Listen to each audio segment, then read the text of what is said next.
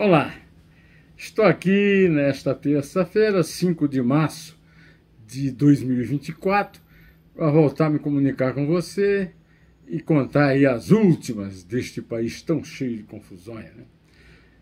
Em primeiro lugar, o assassinato do advogado na calçada no Rio de Janeiro tem participantes funcionários da Alerj. E o presidente da Alerj, Assembleia Legislativa do Rio, não quer contar para a imprensa quais foram os indicantes desses assassinos. Pois é, São Paulo decretou estado de emergência por causa da dengue, depois de 31 mortes em 2024, e Miriam Leitão, do Globo, está contando que o depoimento do general Marco Antônio Freire Gomes está fazendo um grande sucesso na Polícia Federal e maior do que a delação premiada do tenente-coronel, porque o delegado abriu o jogo sobre as minutas do Bolsonaro. Bom, antes de falar dessas notícias e de outras, eu quero agradecer a você que permanece firme, me acompanhando, sabe que eu não sou imparcial, não sou. Eu tenho um lado, meu lado é o seu, é o meu, é de quem paga imposto. Imposto, por exemplo, agora que o Lula aumentou mais um, que é a regularização dos carros de aplicativo, né?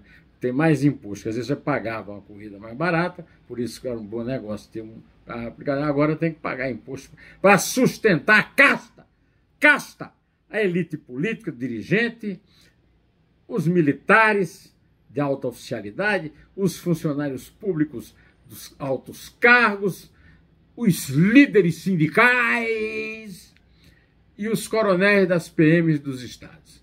E nós aqui, pobres trabalhadores, pagamos essa conta pesada. Bom, mas peso mesmo é essa notícia, viu? O cabo da PM, Leandro Machado da Silva, de 39 anos, se entregou à polícia do Rio nesta terça-feira, dia 5.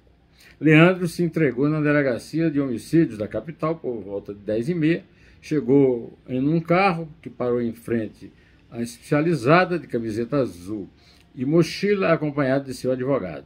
No meio da manhã, a Polícia Civil prendeu também César Daniel Môndego de Souza, suspeito de ter ajudado Eduardo Sobreira Moraes na execução do advogado Charles Augusto Ponciano no dia do crime.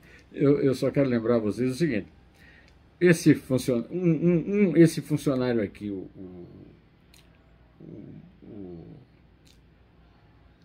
como é que é mesmo o nome dele? Môndego de Souza, é ligado ao Eduardo. Um era funcionário, saiu, e o outro entrou no lugar dele, indicado por ele, quando se sabe que peão não indica não, isso aqui só deputado, de preferência presidente da Assembleia.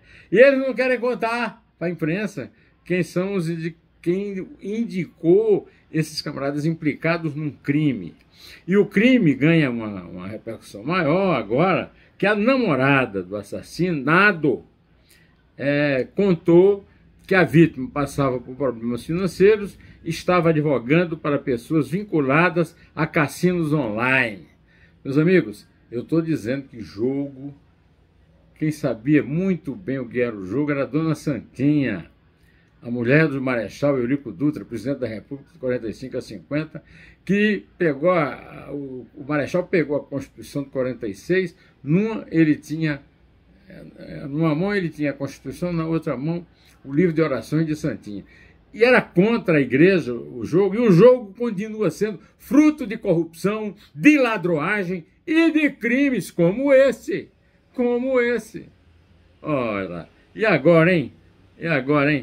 Mas o governo está precisando do dinheirinho para dar para a turma do Lula e para a turma do Arthur Lira, os dois mandões deste desgoverno dividido ao meio, né? Então, aí também taxa os aplicativos, agora taxa os cassinos e permite que eles continuem atuando e produzindo fora da lei. Jogo é uma coisa suja. Suja, dona Santinha tinha razão. São Paulo decretou estado de emergência por causa da dengue, depois de 31 mortes em 2024. Bolsonaro teve um grande aperto, com 700 mil mortes por causa da Covid-19, e o dengue é uma doença de subdesenvolvimento, é uma doença de água empoçada, é uma doença de falta de estrutura na rede de água e esgotos nas grandes cidades brasileiras, inclusive São Paulo. Mas quando é que eles vão tomar consciência disso? Nunca. O povão pobre mesmo, então eles não estão nem aí, né? Quem decide os destinos do país tem esgoto, tem água encanada, tem muito mais do que isso, né? Falar em esgoto e água encanada, Miriam Leitão, do Globo, contou que o depoimento do general Marco Antônio Freire Gomes foi considerado consistente e revelador, segundo ela apurou.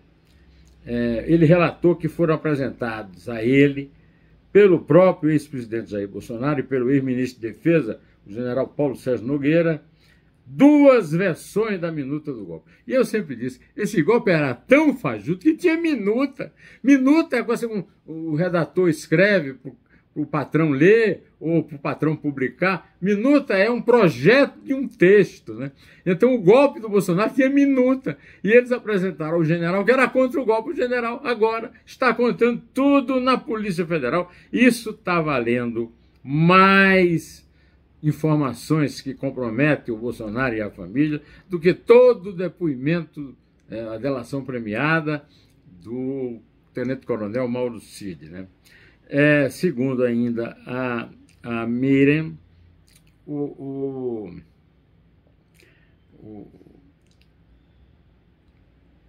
além do Jair Bolsonaro, o ministro da Defesa, o general Paulo Sérgio Nogueira, apresentou ao general a minuta do golpe. E o brigadeiro Carlos de Almeida Batista Júnior também foi nessa linha. Bolsonaro deve ser indiciado, segundo prevê a Miriam, junto com o tenente-coronel Mauro Cid, no caso das vacinas, ainda nesta quinzena. Depois tem o caso das joias. Até o meio do ano, a investigação sobre a tentativa de golpe levará ao indiciamento dos culpados. Olha aí, a coisa está apertando. Olha, o Rio de Janeiro é realmente o Brasil, né? O Brasil é um vexame, o Brasil é uma vergonha. Imagina o seguinte, um entregador foi baleado por um policial militar, porque se recusou esse cabo da PM, se recusou a descer para receber um lanche que tinha pedido e o entregador foi entregar, né? O policial militar e a mulher dele fizeram um pedido de comida por aplicativo, foi entregue por Nilton Ramos de Oliveira. O cabo desceu armado e atirou, perseguindo o entregador até o restaurante, onde foi feito o pedido, e atirou nele, atirou na perna dele. O rapaz está em estado grave no hospital. E ele foi à delegacia, o cabo, entregou o revólver, o delegado devolveu o revólver e aceitou o caso dele como um caso de legítima defesa. Olha, meus amigos, é o fim da picada, tá certo? Agora, a Polícia do Rio merece todas as críticas, né? O Nilton Ramos de Oliveira é uma vítima da violência das autoridades brasileiras, militares ou civis. Bom, vamos falar de coisa boa? De todas as instituições de ensino superior do país, a Universidade Federal de Campina Grande é a maior depositante de patentes de invenção, de acordo com o Instituto Nacional de Propriedade Industrial, INPI. No ranking geral, a instituição do Agreste da Paraíba figura em segundo lugar, atrás apenas da Petrobras. Desde 2017, está cada vez mais ganhando fama na produção de patentes. Quero daqui cumprimentar o reitor Antônio Fernandes, que é de Uiraúna, na mesma cidade onde eu nasci, e neto do nosso... Não tinha médico na minha infância, então era neto do nosso médico, que era o farmacêutico formado em farmácia, Alexandre Fernandes.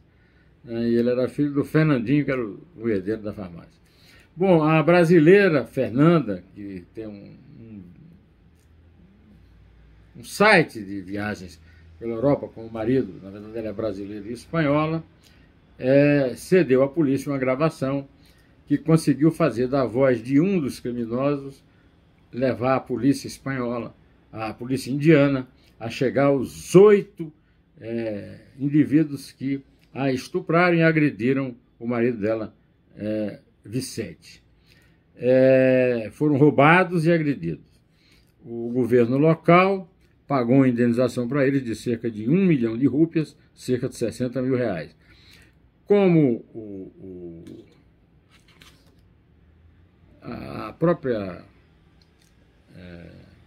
a brasileira, a espanhola, disse que a Índia, Fernanda, disse que a Índia é um país maravilhoso e tal, e ficou agora tudo resolvido, os 8 estão presos. Aí, nestes dias, o jornalismo, a universidade e os amigos como eu tivemos a dolorosa notícia de que já não está mais no nosso convívio o colega Cláudio Tonholi, jornalista e professor universitário, morto aos 60 anos em consequência de problemas pós-operatórios de um transplante cardíaco. Eu quero deixar aqui meus pêsames à família. Me lembro muito de, às vezes, encontrar, quando eu ia ao apartamento da minha analista, há alguns anos, há 10 anos, eu encontrava ele passeando com um bebê no carro. Então ele deve ter uma criança que perdeu o seu pai muito, muito precocemente. Eu quero deixar aqui um beijo para a família e desejo que o Tonholi esteja lá no céu tomando conta de nós, ele que sempre foi um cara ativo na perseguição da corrupção na imprensa e na universidade. Um grande abraço para você também, direto ao assunto, em pé.